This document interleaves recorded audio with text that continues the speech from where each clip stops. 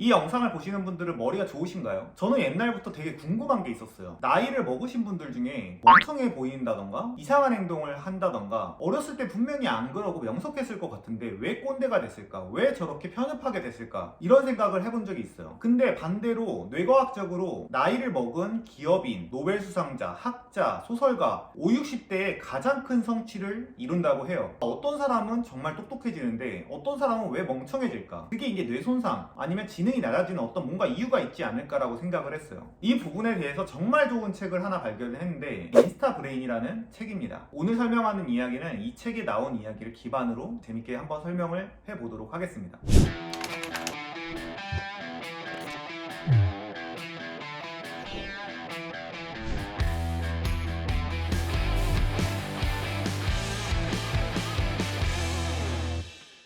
휴대폰과 SNS를 보는 행위는 왜 문제가 될까요? 이 책에서는 하루에 책을 들춰보는 횟수가 2,400번이라고 말을 해요. 물론 이 영상을 보시는 분들은 지능이 높으시니까 한 100번, 200번 보겠죠? 매일 수백 번씩 핸드폰을 보는 이런 행위는 뇌손상, 우울감, 심리적 문제를 이제 야기한다는 게 이 책의 주장이에요. 저는 이런 책을 왜 반드시 읽어야 되냐고 생각을 하냐면은 100명 중에 99명의 사람들이 뇌를 갉아먹는 짓을 한다면은 그 중에서 한 명은 그런 행동을 안 해. 그 사람은 어떻게 되겠어요? 그게 만약 1년, 2년, 10년이 돼버리면은 이 사람은 굉장히 특별해지고 부자가 된다거나 자기가 이룰 수 있는 목표를 이루게 되겠죠. 너무 쉬운 일이에요. 예를 들어 사법고시 같은 경우에는 정말 특출난 재능과 지능이 있어야만 통과를 할 수가 있어요. 하지만 오늘 배우는 정보들을 통해서 원칙들만 몇 가지 지킨다면 상위 1%의 인간이 될 수도 있는 거죠. 둘 중에 뭐가 쉬울까요? 사법고시 통과하기, 하루에 5분 스마트폰 습관 들이기. 당연히 후자겠죠. 후자를 하면은 인생이 잘 풀릴 수밖에 없는데 왜 스마트폰이랑 SNS를 잘못 사용하면은 뇌손상과 인생에서 문제를 야기하냐. 이거를 이해하기 위해서는 기본적인 심리 메커니즘을 정확히 이해를 해야 돼요. 우리가 인생이 되게 불행하다, 망가졌다라고 표현하는 사람들 중에서 이런 예시들이 있어요. 뭐 금수저들은 인생에 낙이 없어서 마약을 한다더라. 어릴 때부터 너무 예뻐서 오냐오냐 자란 딸이 버릇이 없어지고 심리적으로 안 좋다더라. 로또 당첨자가 뭐 인생이 망가졌다더라. 뭐 이런 이야기들을 들은 적이 있으실 거예요. 다 그런 건 아니에요. 방금 예시로 들었던 뭐 로또, 뭐 금수저 등등등의 사람들이 왜 심리적인 문제가 일어날까요? 뇌의 보상 체계를 망가뜨렸기 때문입니다. 말이 좀 어렵죠. 쉬운 이야기를 해볼게요. 우리가 행복해지기 위해서는 행복 호르몬이라는 게 나와야 합니다. 어떻게 나오게 될까요? 제가 어제 아바타를 봤어요. 영화를 보시는 분들은 아시겠지만 무조건 모든 스토리에는 갈등들이 나와요. 예를 들어 아바타2에서는 주인공의 자식들이 타 종족의 자식들과 심리적으로 투쟁을 하는 과정들이 반복되다가 결국 화해를 하게 되고 문제가 해결이 되면서 사람들에게 안도감을 주고 행복감을 주게 되죠. 제 책 역행자도 종합 베스트셀러 1등을 11주 동안 했죠. 그 이유는 스토리가 담겨있기 때문에 인간은 스토리를 보면서 재미를 느끼게끔 진화가 되어 있어요. 인간이 태어났을 때는 계속해서 챌린지에 직면을 하게 돼 있어요. 어린 아기들이라면은 소변을 쌌을 때 부모님이 없다던가 배고플 때 울면서 부모님을 소환을 한다던가 2살 정도 됐을 때 혼자 스스로 일어난다던가 결국 챌린지를 통해서 어떤 결과물을 내는 거예요. 중고등학교 때 계속해서 시험을 보게 되고 혼나기도 하고 등수를 매겨지고 성인이 돼서는 자립을 해야 되고 취직을 해야 되고 결혼을 해야 되고 인생이라는 거는 모든 것이 난이도가 있고 내 적정 난이도를 돌파했을 때 그때 행복감을 느끼게 되어 있어요. 그래서 모든 인간은 성장을 하면서 행복감을 느끼게 되죠.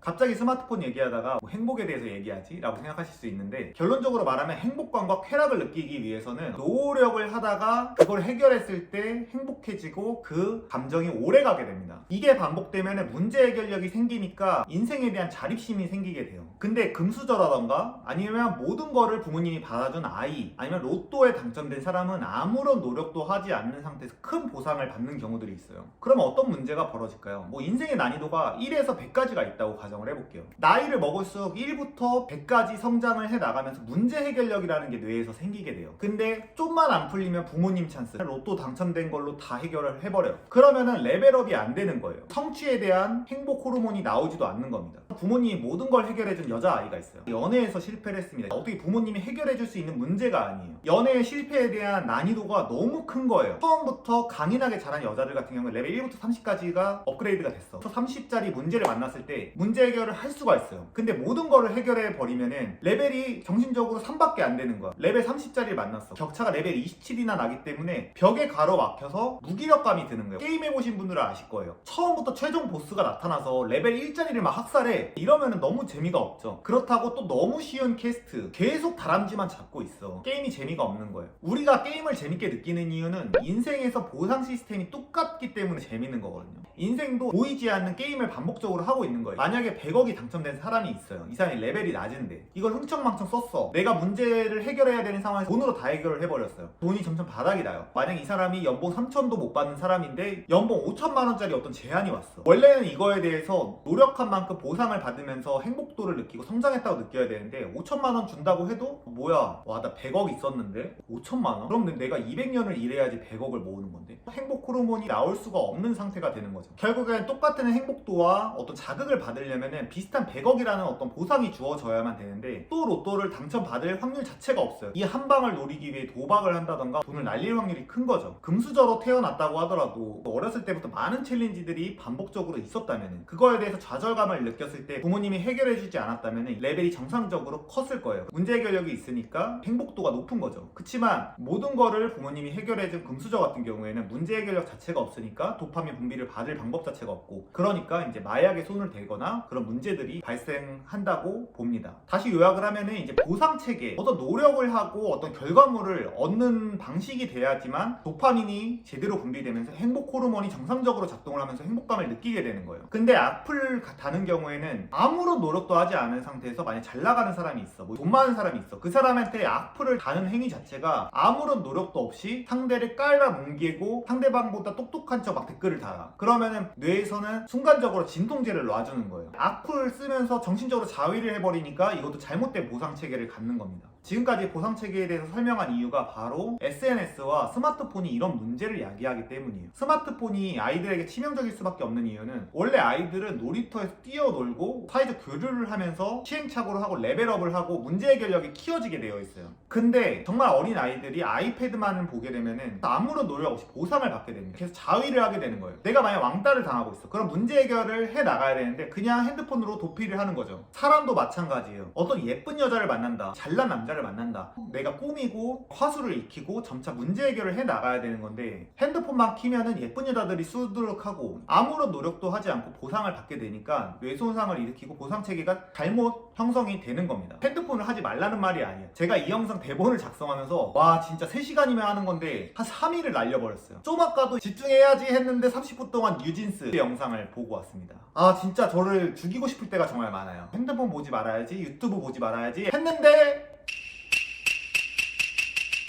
했는데 또 일어나서 2시간 동안 시간 낭비를 해버렸어요. 인스타브레인의 책의 저자도 이 책을 쓰면서도 계속해서 핸드폰으로 손을 뻗었다고 해요. 핸드폰을 하지 말라는 게 아니라 보상체계에 대해서 생각을 하고 있으면 좀 더 주의할 수가 있게 되는 거죠. 노력하고 어떤 보상을 받아라. 근데 반복적으로 아무런 노력하지 않고 계속해서 보상. 예를 들어서 일주일 동안 틀어박혀 있는 남자가 있어요. 일주일 내내 반복적으로 그냥 자위만 하고 있어요. 야동만 보고. 그러면 아무런 노력 없이 계속 보상을 받아버리니까 뇌손상을 입게 되는 거죠. 낮에 일을 하고 저녁에 자위를 하는 거는 보상 시스템상 맞는 겁니다.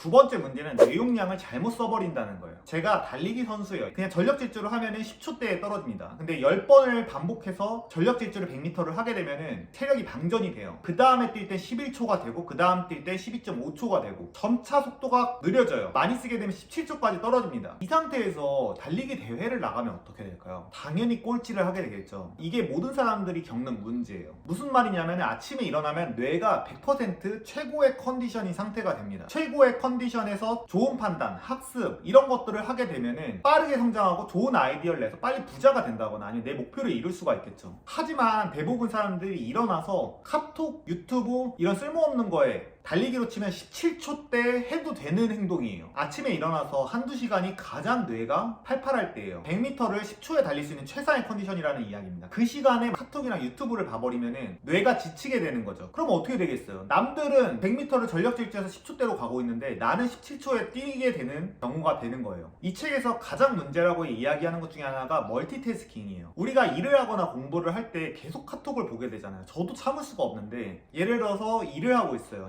10분 일하고 1분 카톡 보고 10분 일하고 1분 카톡 보고 이러면은 인생이 존망한다는 게 이 책의 이야기입니다. 이 책에서는 멀티태스킹을 하는 행위는 전환 비용을 많이 쓴다고 이야기를 해요. 쉽게 예를 들어보겠습니다. 우리가 100m를 달리기를 하면은 전력 질주를 할 수 있어요. 한 5m를 전력 질주하고 다시 5m를 반대편으로 뛰고 다시 5m를 반복해서 뜁니다. 이거를 10번만 해보세요. 엄청나게 다리가 힘든 상태가 돼요. 100m를 달리면은 다시 뛸 수 있지만 이걸 반복해서 5m 갔다가 5m 뒤로 갔다가 5m 앞으로 갔다, 이 행위는 굉장히 많은 전환 비용, 근육의 전환 비용을 쓰게 되는 거죠. 그러면 당연히 이 사람은 달리기를 잘한다고 볼 수가 없는 거예요. 1시간이면 끝낼 일이 있어요. 그거를 그냥 집중해서 몰입을 하면 1시간 내에 끝낼 수가 있습니다. 하지만 핸드폰이나 카톡을 보게 되면 이 전환 비용이 굉장히 크기 때문에 3시간 가까이 걸리면서도 오히려 일에 대한 결과물은 떨어질 수밖에 없어요. 그래서 저 같은 경우에는 집중하거나 뭔가를 할 때는 반드시 핸드폰을 두고 나간다던가 멀리 있는 다른 방에 둔다던가 아니면 차에 두고 집으로 올라온다던가, 그거조차 없다면은 직장에 핸드폰을 두고 퇴근하는 형태로 저는 효율적으로 하려고 했던 것 같아요. 맨날 할 수는 없겠죠. 일주일에 한 번 정도만 해도 남들보다 훨씬 앞서갈 수 있다고 저는 생각을 했고, 그 일주일에 한 번 정도 했던 것 같습니다. 이 책에서는 핸드폰이 굉장히 많은 방해를 한다고 말을 해요. 일본의 또 다른 연구에서 숨겨진 글자를 찾는 문제를 내봤어요. A라는 집단도 핸드폰을 아예 없는 상태, B라는 집단은 핸드폰을 눈앞에 둔 상태, 압도적으로 A 집단이 이겼다고 합니다. 그래서 우리가 친구를 만났을 때 핸드폰을 끄는 습관을 들이면 좋다라고 이야기를 해요. 친구와 대화하면서 핸드폰이 주머니에 있는 것만으로도 그 대화의 몰입도 자체를 낮추게 되는 거죠. 그래서 비즈니스 미팅을 할 때도 핸드폰을 꺼둔다면 훨씬 더 몰입을 하게 되고 더 좋은 아이디어를 낼 수 있는 확률 자체가 높아지는 거예요. 네 번째로는 스마트폰이 인간에게 우울감을 준다는 거예요. 책의 저자는 스웨덴 저자인데 10년간 스웨덴 10대의 우울증 상담 빈도수가 100% 증가를 했다라고 말을 해요. 물론 꼭 스마트폰 때문은 아닐 수 있겠죠. 하지만 저는 분명히 스마트폰이 우울감을 높이고 결혼율을 낮춘다라고 생각을 해요. 비교군 때문입니다. 우리 인간이 행복도를 느낄 때는 남들과의 비교를 통해서 행복해지는 경우들이 많아요. 여자인 친구들을 만나서 이야기를 하다 보면은 항상 자신보다 예쁜 여자들에 대해서 이야기를 합니다. 사실은 인스타그램에 있는, 페이스북에 있는 사진들은 다 포샵이 되어 있는 경우들이 많아요. 아니면 전국에서 가장 예쁜 사람들만 알고리즘에서 노출이 되기 때문에 비교군이 될 수밖에 없는 거죠. 만약에 상위 1%, 100명 중에 1등인 여자가 있어요. 하지만 전국에 5천만 명이나 있기 때문에 이 중에서 예쁜 여자들이 인스타에 노출이 돼 있으면 상위 1%의 여자들도 나는 예쁘지가 않구나 라는 생각이 들면서 우울감이 느껴지게 되는 거예요. 80년대, 90년대만 해도 내 비교군은 내 주위에 있는 친구들이었어요. 그렇기 때문에 그 사람들이랑 결혼을 했지만 최근에는 SNS 발전으로 너무 잘나고 완벽한 사람들이 소셜미디어에 노출이 되기 때문에 결혼율이 감소한다라고 저는 좀 생각을 합니다. 재밌는 이야기가 나와요. 침팬지 무리 중에서 우두머리 수컷이 있습니다. 우두머리 수컷은 의기양양하게 항상 다녀요. 연구자들이 사악한 거울을 하나 설치를 합니다. 보통은 침팬지가 어떤 명령을 내리면은 나머지 침팬지들이 그 명령을 따라간대요. 우두머리 침팬지는 특수 거울을 보면은 다른 침팬지들이 보이는 상태예요. 다른 침팬지들은 이 특수 거울을 보면은 우두머리 침팬지가 보이지 않는 상태가 됩니다. 이 상태에서 우두머리 수컷이 어떤 명령을 내려요. 다른 침팬지들이 따르지 않습니다. 이 경우에 이 우두머리 침팬지는 우울감을 느끼면서 안정감을 주는 세로토닌 호르몬이 떨어지게 됐다라고 말을 해요. SNS도 마찬가지인 거죠. 나보다 잘난 사람, 나보다 돈이 많고 행복해 보이는 사람, 이런 사람들을 볼 때마다 비교가 돼 보이면서 계속해서 우울감을 느끼게 되는 거예요. 결론적으로는 뭔가 SNS를 볼 때마다 기분이 좋지 않은 사람이라면은 SNS를 자제를 해보는 것도 좋은 방법이라고 나와 있어요. 자세한 해결책은 잠시 후에 이야기해 보도록 하겠습니다.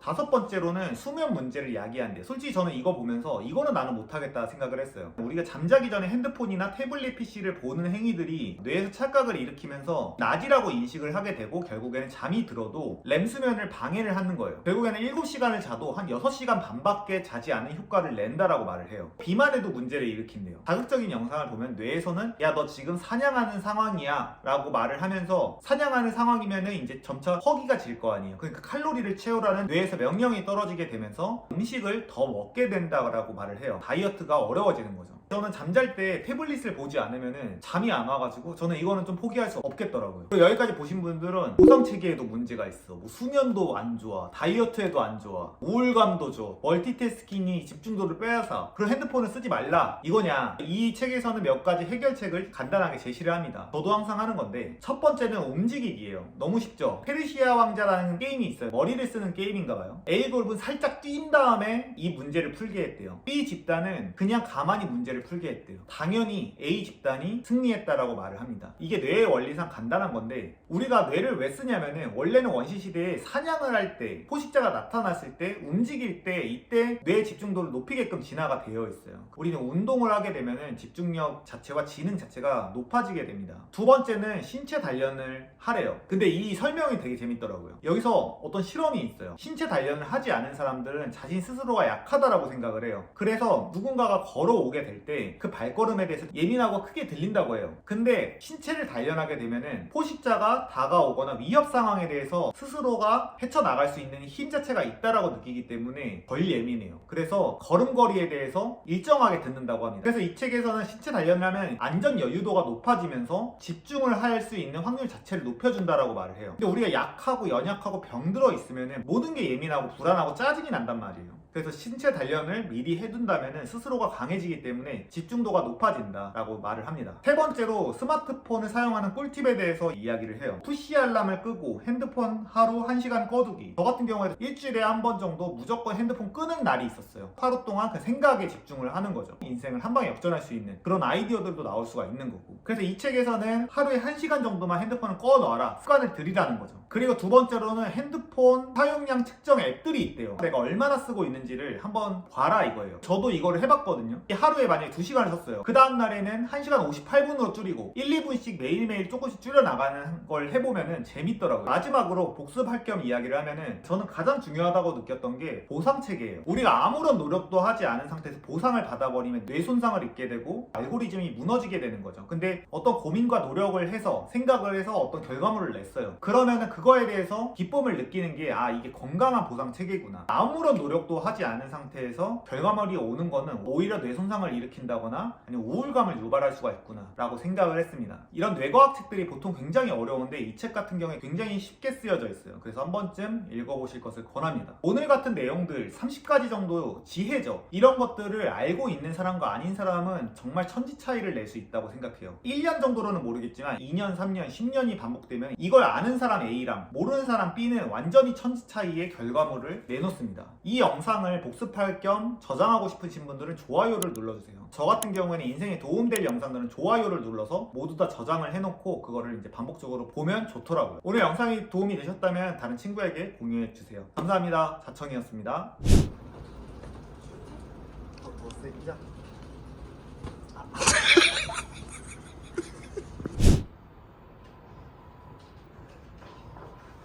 감사합니다. 해봐봐. 귀여운데?